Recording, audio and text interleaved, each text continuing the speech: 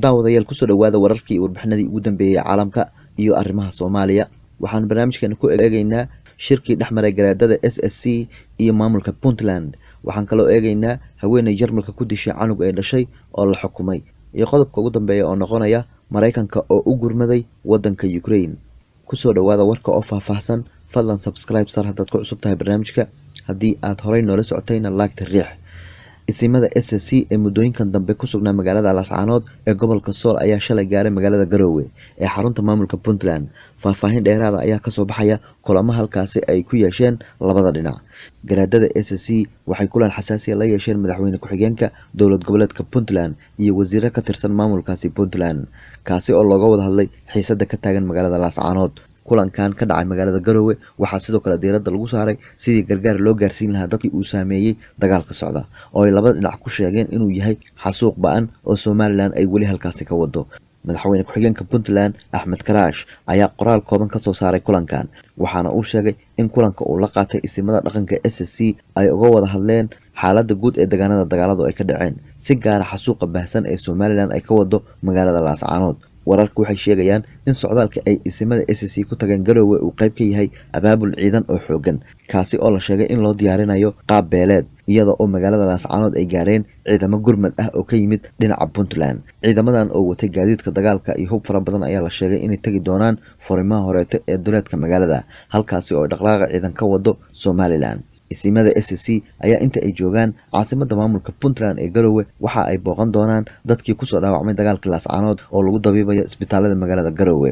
Dhinaca Somaliland dhowr jeer ayaa waxay ku eedeysay maamulka Puntland inuu qayb ka yahay xiisadda ka taagan magaalada Laascaanood, walow maamulka Garowe uu waxba kama jiraan ku tilmaamay eedeymahaasi. Magaalada Laascaanood ee gobolka Sool ayaa toddobaadyadii ugu dambeeyay waxaa ka socday dagaal culus oo la isku baaba'ay, dagaalkaas oo u dhexeeyay ciidamada Somaliland iyo kuwa deegaanka ee SSC. Waxaa kale oo la soo sheegayaa in xaaladda magaalada ay maalmahan dambe degan tahay. Waxaa furan ganacsiyada qaar ee magaalada sida baqaarada, maqaaxiyaha, hoteelada iyo weliba goobaha bulshada isugu timaado, kuwaasi oo muddooyinkii dambe xirnaa. Sidoo kale waxaa furan dhowr kaalimood oo shidaal ah sida ay ku soo waramayaan dadka deegaanka.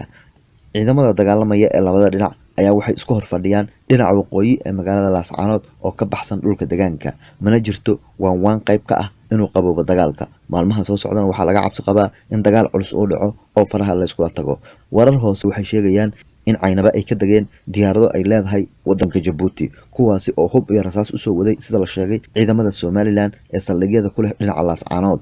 Wararku waxay tilmaamayaan in diyaaradahaasi Djibouti ay soo daabulayaan ciidamo iyo hub iyo markaasi rasaas, kuwaasi oo Somaliland dhinaceeda soo taageeraya, halka dhinaca SSC ay u gacan haatiyeen dhinaca Puntland, halkaasi oo ay dalbadeen in looga keeno hub iyo rasaas, halkaasi oo la sheegay in labada dhinac ay isku hub urursanayaan oo ay markaasi laga baqayo in dhibaato badan halkaasi ka dhacdo.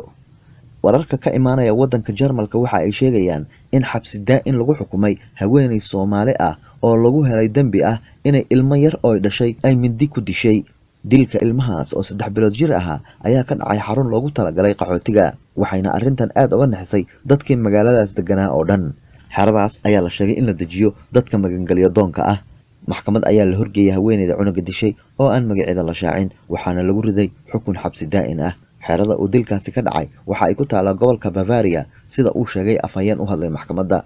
Afhayeenka ayaa yiri maxkamadda gobolka Schweinfurt ayaa haweeneydan waxay ku soo ogtay inay gabadheeda oo 3 bilood jir ah 8 jeer midi ku dhufatay bishii Agoosto ee la soo dhaafay, iyada oo ku sugnayd hooy qaxooti oo ku yaala xaafadda Geldersheim ee gobolka Bavaria oo u dhow deegaanka Schweinfurt. Sida ay soo warisay wakaaladda warfidyaanka Jarmalka ee magaceeda loo soo gaabiyo DPA ayaa sheegtay in ilaa hadda aan la cadaynin sababta haweeneydan Soomaalida ah ku kaliftay inay disho cunugeeda. Haweeneyda cunugeeda dishay oo Soomaaliya ka soo jeeda ayaa waxa da'deeda lagu sheegay 28 jir. Aabaha dhalay cunuga ayaa la sheegay in uusan ka dheerayn goobta, isla markaasina uu u jiray oo kaliya 200 mitir markii cunuga la dilayay, sida ay shaacisay wakaaladda wararka ee DPA. Xukunka lagu riday haweeneydan Soomaalida ah ayaa soo maray marxalado kala duwan, waxaana kiiskeeda ka dhashay dood xoog leh. Qareenadii difaacaya ayaa dalbaday in la dhimo xukunka xabsiga ee lagu riday haweeneyda, halka xeer ilaalinta dowladda Jarmalka ay codsatay in lagu xukumo 9 sano oo xarig ah iyadoo loo cuskanayo dil bareer ah. hase yeeshee markii dambeeto qaadiga maxkamadda ayaa cadeeyay in la raacay dacwadda asalka ah oo haweeneydan lagu helay dambi ah inay ilmaheeda u geysatay dhaawac halis ah oo sababay in cunuga uu dhinto. Sida laga soo xigtay dhakhtarka maskaxda oo haweeneydan loo geeyay wuxuu cadeeyay inay caafimaad qabto balse uu jiray calaamado muujinayay khalkhal shakhsi ah iyo stress haystay haweeneydaasi. ugu dambeyntiina madaxweynaha Ukraine Volodymyr Zelensky ayaa qayladhaan hor la jeediyay isagoo dalbaday in hub dheeraada ee galbeedka u soo diraan wadankiisa Ukraine. Waxa uu sheegay in laga qabsan rabo magaalada Bakhmut ee ku taala dhanka bari ee wadankaasi Ukraine.